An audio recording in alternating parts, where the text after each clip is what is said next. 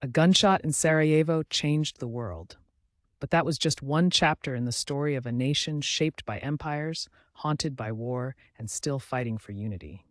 Bosnia and Herzegovina is not just a country, it's a survivor. From ancient tribes to modern strife, its history is a mirror of Europe's greatest triumphs and darkest hours. And somehow, despite everything, it endures. In ancient times, the Illyrians roamed these lands, tribes of warriors and farmers with deep roots. Then came the Romans, building cities and roads. Later, Slavic tribes settled, bringing language and customs that still live on today. Bosnia's identity was never simple. It was forged from layers. By the 12th century, Bosnia emerges as a medieval kingdom.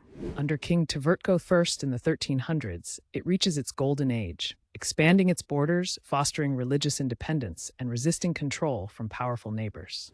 But this autonomy wouldn't last. The Ottoman Empire sweeps in.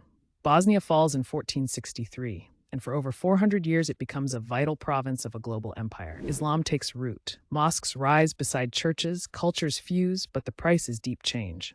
Bosnia becomes a mosaic, Muslim, Catholic, Orthodox, living side by side, sometimes in peace, often in tension.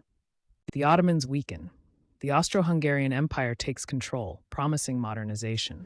But Bosnia becomes a pawn in great power politics. Tensions explode on June 28, 1914, when Gavrilo Princip assassinates Archduke Franz Ferdinand in Sarajevo, the shot that started World War I. After World War I, Bosnia becomes part of Yugoslavia. For decades under Tito, ethnic tension is kept quiet, but after Tito's death, old wounds reopen. In 1992, Bosnia declares independence. What follows is one of the most horrific wars in modern Europe. Siege of Sarajevo, almost 4 years of sniper fire and starvation. Ethnic cleansing, neighborhoods turned into battlegrounds. Srebrenica massacre, over 8,000 Bosniak men and boys killed.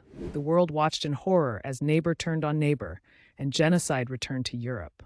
It was the ultimate collapse of unity, of hope, of humanity.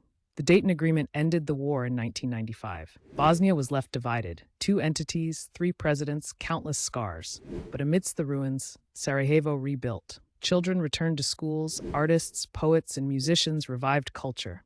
Tourists now walk the same streets where history turned. Yet the divisions remain. Ethnic politics dominate. The peace is real, but fragile. And still, Bosnia stands. Bosnia and Herzegovina is not just a place, it's a living history lesson.